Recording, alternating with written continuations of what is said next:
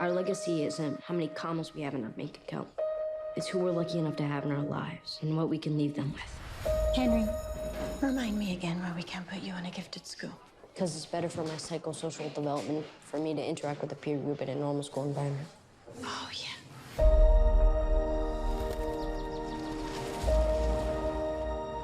Hey, Susan?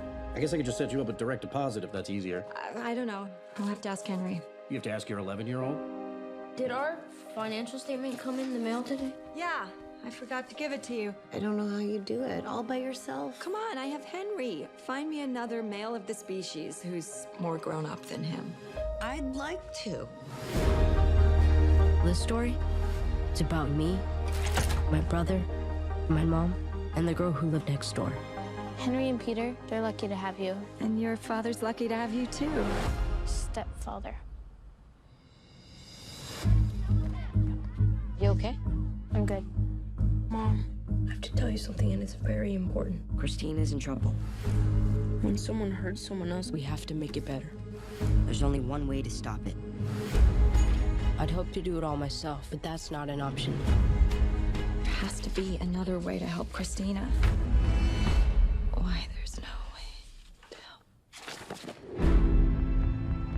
Mr. Silverman is the police commissioner. I'm not going to subject him to public scrutiny without conclusive evidence.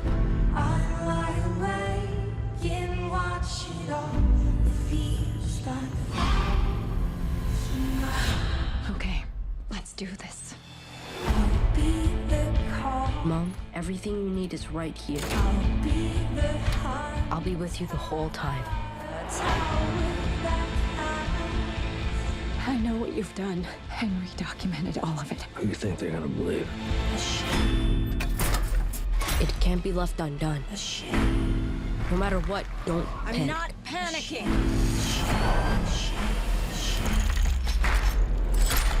We have to make it better.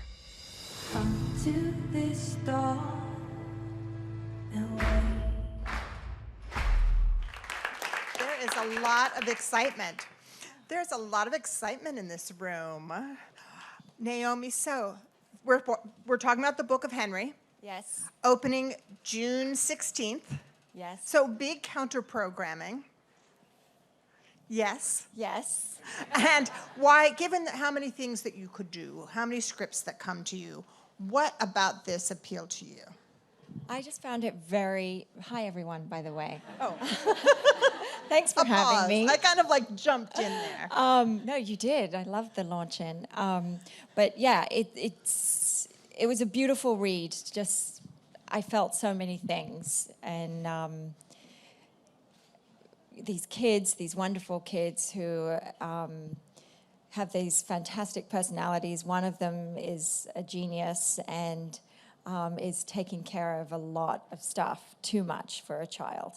And leaving a lot of the responsibilities up to the mother, which really shouldn't be the case. You never want your kid to be looking after you. But I empathized with the mother because she was trying, but she just hadn't properly grown herself yet. And Well, she's in a single mother situation. yeah, she's doing a lot. She's working a lot. She doesn't have money to pay babysitters. She leaves the kids alone sometimes. And it's all because this little boy, her eldest, Henry, is completely capable and completely trustworthy. And so why shouldn't she lean in on him? But it's tricky because with a kid that's that smart, Yes. and there's currently kind of a thing, and you have two boys, and you have intelligent boys, so you Yes. kind of know that they can be very smart, Yes. and they can lean in, but they may not, that they're They're still not ready. children. Yeah. Yeah. No matter what, their brain has only developed the number of years that it's been developed, they've been on the planet. So they may walk and talk like very sophisticated people, but they're actually just the age that they are at. And they're very curious and want to just learn everything super quick. And you just want them to slow down. There's nothing better than taking the time to enjoy your childhood, right? And We don't know that, of course, at the time. It's only in retrospect. Do you think that I feel, as a mother myself, of a very smart son, a very smart daughter, that our generation has made these children, it's like, you can't just go out and play. That, if you play soccer one Saturday, you have to become a member of the team and you've got to become really good at it. That everything that with children, there isn't this freedom. Yeah, there's certainly in the way that I grew up, where we would just sort of wander off, and, I didn't live in cities all my life. In fact, a lot of the time I was growing up, it was out in the countryside and moved around a lot, but we could go off and play with other friends, and my mom often wouldn't know where I was, but we were just doing things that were really pretty safe and creating our own imaginative games. And now there's, I don't know, things are a little more scarier with the internet as well being part of that. But also, I think what happens too, and then we'll talk more about these particular kids in this movie, but I think also what happens with kids is then we've set them up, so then they go off to college, we've prepared, and then they've never really played outside by themselves. They've never really, so then we've kind of put them on a cliff. Right, and then they're on their own. Well, in England, actually, a lot of kids go to boarding school first. And in America, I think that a lot of people think that's almost a punishment. Right. But I went to boarding school. Yeah, my son went to boarding school. And I don't know how people thought about, or if they said anything about that. But when I say to people that I went to boarding school, they'll go, oh, how was that? You poor thing. But it was really great, I have to say. I wasn't 6 and 7. It was my first 2 years of high school, which is middle school here.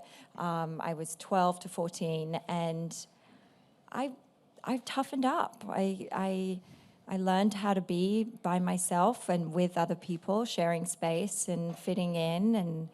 And so I think, it can be a good thing. Preparation for being out there at college, launching into real world. People did that with me as the mother. They would go, you're letting him go, and I was very much in the thing of, it's killing me. I really wish, I wish he was staying home, but this is what's better for him academically. Yeah, right. But now these boys that you're working with in this movie, how did you make them feel comfortable? Were they experienced actors? How do you create that family feeling with young actors? Luckily, I had worked with both of them before. That was just an incredible stroke of luck on different films. Jaeden in St. Vincent's, and I had quite a number of scenes with him, and so there was a nice rapport. And Jacob was in a movie called Shut In, and there wasn't a huge amount for us to do together. We had a couple of good scenes, and he actually had to do some scary things because that's a horror movie, and it was, it was just nice to be able to slip in back into a new dynamic, and I knew the parents. And both sets of parents were fantastic, really chill, and they great kids. I mean, we just got really, really lucky. But I feel like I've been lucky for a while now. I've had some incredible kids that I've worked with over the last decade, actually. And what the movie that scared me so much, and I want to say it's The Impossible. No, it's the one about the hurricane. The tsunami. The tsunami. Yeah, The Impossible. The Impossible. Right. Yeah. And that was like, oh my God, that movie was so wrenching to me. And another great bunch of kids. Totally heart-wrenching story, but with hope because of, what that family went through. But there were obviously a lot of very, very tragic, horrific stories, but this particular family it had was a good tough. ending, but it was very tough, and they've changed their lives forever. What's interesting about this movie, people say that women can only, you're the sister, you're the mother, But this mother is very dynamic. What we have to remember is that mothers are huge, complicated characters, and she's allowed to be that. Yes. I mean, your kids are very forgiving, aren't they? We can make mistakes, and we can behave badly sometimes, and your kids stick with you. I can empathize with Susan, because she was trying to do her best and trying to do too many things, and I know what that's like, and sometimes it's hard to be completely present because you're always thinking about the next moment. She, on the other hand, though, did zone out with playing video games, when you would think that would be something the kids would be doing. So she flips. There's some role reversal. And Lord knows what mother wouldn't want a son who did the finances, which is some key element of this movie, was like to have a son who would go, "Hey, Mom, where's the statement so I can figure out how to do the investments?" It's like, oh, great. I could easily do that. To hand over bills too. What do you think that you brought as a mother yourself, as a mother of boys? How much is Susan someone that reflects you, and where do you veer? I mean, every time you take on a movie, you're looking to find ways to have it inform your life and make the story relevant for you as an artist, as a human in the world. And hopefully each project I take on, I grow in some way or another. And I loved the joy that these 3 people were having together as a little team, and they grow each other up, and it's not a conventional situation by any means, but there's a lot of beauty in it because of the love and the connection they have between them. What did you draw from to create this role? Did you draw from your own mother? Did you draw from your experience? Did you just was it in the script?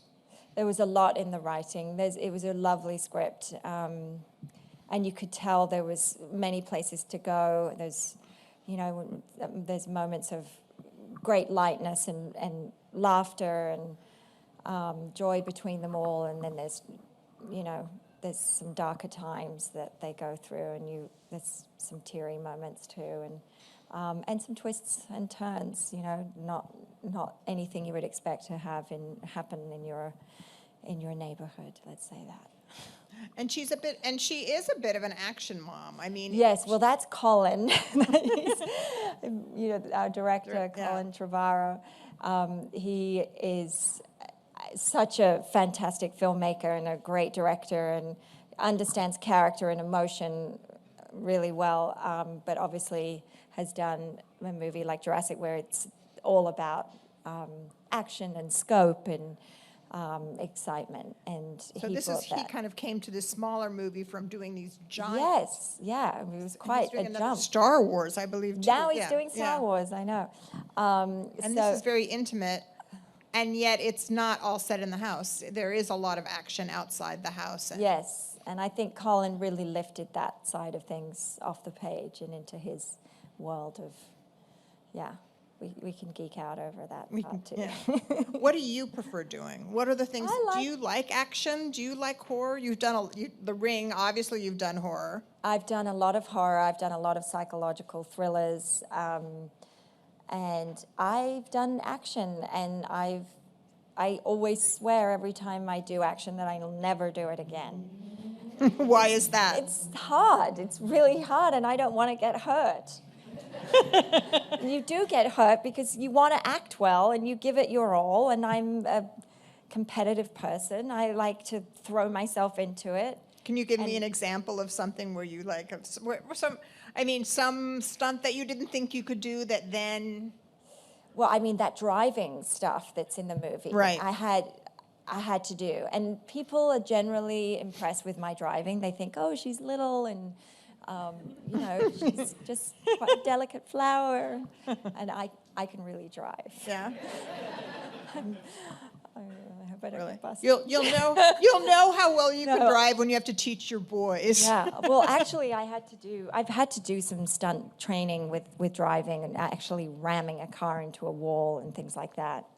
On this? No, not in this movie. Different movie. Let's not confuse. Right. But in this movie, I had something that's sort of like that camera that you've got going there, which I think it's called a Russian arm, and it's attached to the side of another vehicle that has to come really close to you and kind of come in front of you, and the camera comes in, like if the lens is here, not the lens, what do you call it? Window screen. Yeah. The windshield. Windshield. Mommy brain. We could do, yeah, I know. And the camera, so, the vehicle's right by you. Okay, it's on the other side. I'm doing left-hand drive. I'm all confused suddenly. Okay, anyway, so there you are. Cut the to commercial. Cut to commercial. No. No. Anyway, so it comes by, and the camera's right in your face, in front of the windshield, and you can no longer see the road. And Colin had me doing that, and he was like, I've got a walkie-talkie. He's like, faster, faster. I was like really picking up some speed, and and I'm, like I said, competitive. I don't want to let the team down. And so I just, pedal to the metal. And if I'd made a false move, so you really have to be tapped into that driver. Because if you go too fast or you suddenly back off, you could bump into each other. So it's like... So it's a little dangerous. It's definitely dangerous. And a stunt person probably should have been doing that. But you did it because you were like part of the team, or like... I'm a badass. I'm a badass. What is your most badass thing you've done in your career? If you look back and you think, like all these people are like, Mulholland Drive is, on so many top 100 lists, Mulholland Drive is like the greatest American movie. And did you anticipate that? No, definitely not. This is someone that had been trying to get a gig for 10 or 12 years. And this is someone meaning you. Yes. You're speaking about yourself in the third person. Yeah, no, that's a bad idea, isn't it? But you're talking to me, I would never believe that was possible. I was the person that was pretty much unhireable and kind of freaking people out in an audition process. So why is that? Because I was desperate for a part, and had been rejected over and over and over again, and then you think, I can't do this anymore, and you get so sensitive, and then you think, okay, what do they want? Okay, you don't bring yourself into the room, you bring in what you think they want, and then that's just a losing battle, Because it seems like when I read back on why you were cast for that, the reason you were cast was because your soul is right there, right? Who you are is right there. So maybe that was something that made it... he needed. That he needed. Yeah, someone who was definitely broken.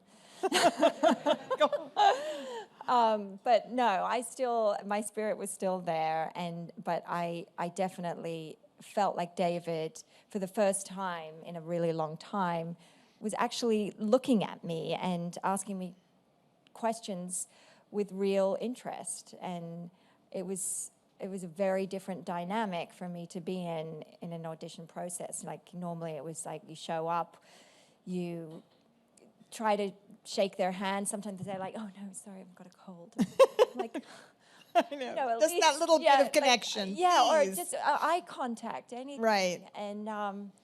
And they got to get through their day, and you've got one moment to try and create some magic, and then you got to get out of there for the next person. And so I think I was, shrinking away and not really able to shine anymore. And so David was someone who was looking for a little bit of, I guess, a tortured soul, and I was that girl.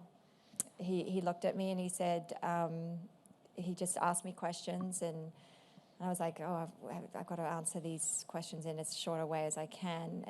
And then he kept asking you more. But he kept asking me more and more, and then I found out I got the part. And that was a major game changer. How do you feel that you fit into the Hollywood thing or don't? You have there's so many parts of you that are different. You were born in England, you were raised in Wales, you lived in Australia. People get kind of confused by where you came from and who you are. How do you put yourself together? I'm confused too. Like I said, I reshaped myself, and that's probably why, if anyone asks what the themes or the repetitive themes are in my work, I guess I'm drawn to pieces that are exploring identity, mostly. Sometimes there's repetitive death and repetitive death. Yeah, that's a theme that I explore. You know, losing, loss. Yeah. Which certainly The Impossible is like. Yeah, and 21 grams. 21 grams. Yeah. Yeah. Brilliant movie. Out of nowhere, kind of. Yeah. Well, brilliant. Alejandro and Sean and Benicio. That was. And Melissa Leo. And Melissa. Yeah. What a bright star. Yeah. What a different kind of movie. What do you want to do now? Now here you are at this point. You've played this wonderful mom who's real and dimensional and is an action heroine and is loving and really tries, in the same way what you're talking about with David Lynch, you're trying to see those boys as they entirely are. Because sometimes as a mother, it's hard to see your children as separate from you. Yes, that's absolutely right. And I think a lot of parents do that, and they project how things were for them, and we're all guilty of that. I think it's really hard to step back and let them figure things out for themselves, but I think that's, of course you want to instill values and make sure that, they're kind, compassionate, honest people, but you really want to a little bit stay out of the way and let them discover themselves and create their own little personality. So that seems probably true for the characters in the movie as well as in real life for you with two sons. Now the movie itself is going to be out on June 16th, Friday, June 16th, the peak of summer, in the mix. Mm-hmm. And these boys really are like superheroes and super mom. Now we're going to open up and take questions. So we have. Yes. Okay. Hi. Hi. So excited for you to be here. I wanted to know, beyond the Book of Henry, what other upcoming projects are you really excited about that maybe you could tell us about? That I've already filmed? Either. Okay.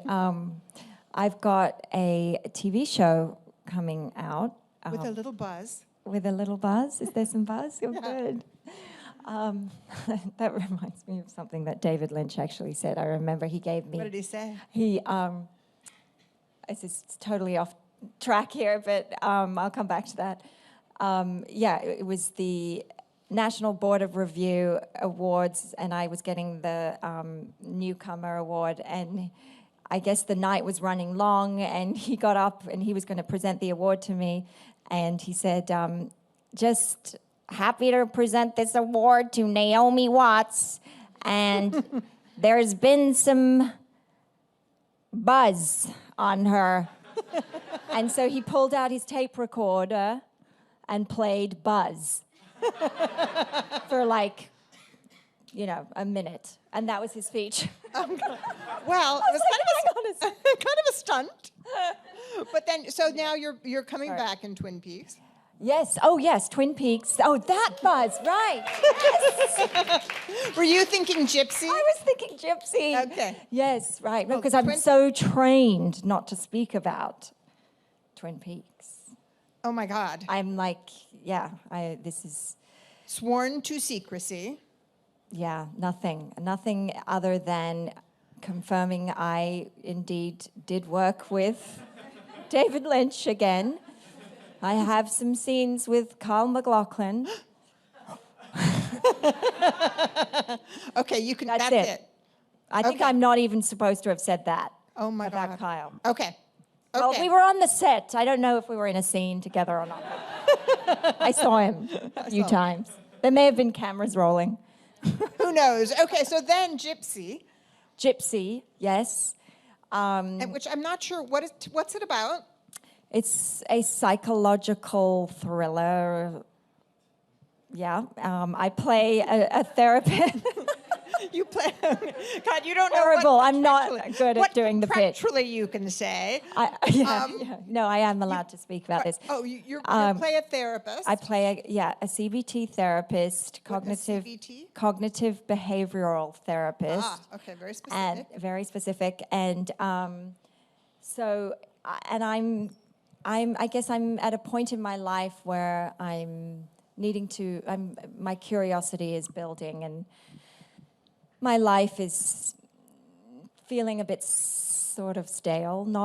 I'm not unhappy, but I'm lusting for more. And my original intentions to help my patients is coming from a pure place, but things go a little awry, and I get involved in inappropriate ways with some of my patients and some of my patients' others.